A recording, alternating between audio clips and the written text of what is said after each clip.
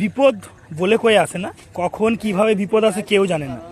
তো ফাইনালি আমি এখন যে জায়গায় আছি সেটা হচ্ছে অস্থায়ী একটা ব্রিজ, প্রকাশঘাট, যেটা হচ্ছে হিংজুড়ি থেকে প্রকাশঘাট, তার মাধ্যমে সেই প্রকাশঘাট হয়ে আমতলা মোড় হয়ে জয়পুর বিষ্ণুপুর পৌঁছানো যায়।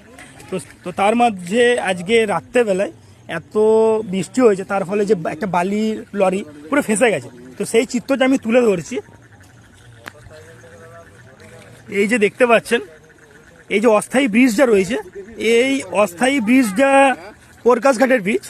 তো এই ব্রিজটা চলে যাচ্ছে এইদিকে হচ্ছে আপনার হিংজুড়ি, যেটা হচ্ছে বালসিপাত্র সারা, এইদিকে চলে যাচ্ছে আপনারা আমতলা, যেটা হচ্ছে বিষ্ণুপুর হয়ে বাঁকুড়া বা এইদিকে জয়পুর। তো এখানে অস্থায়ী ব্রিজের ওপর একটা 12 চাকা লরি, মানে পুরো একদম ওভারলোড বালি আছে।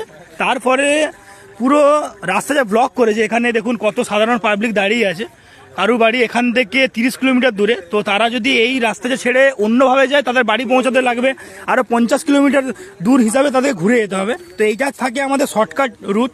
আমার নিজের যেমন, আমিও যদি ঘুরে যাই এখন 30 কিলোমিটার ঘুরতে হবে। তো গাড়িটা ফেঁসে গেছে। তো অ্যাকচুয়ালি আমি একটা কারণে ভিডিওটা করছি, আজকে দেখলো যখন বৃষ্টি হচ্ছে তাহলে লরিগুলোকে আগে বন্ধ রাখা উচিত ছিল। আর এই রাস্তাটা যখন টেকসইভাবে তৈরি করা হয়নি, তো এত ওভারলোড দিয়ে বৃষ্টির পর কেন লরিটাকে চালানো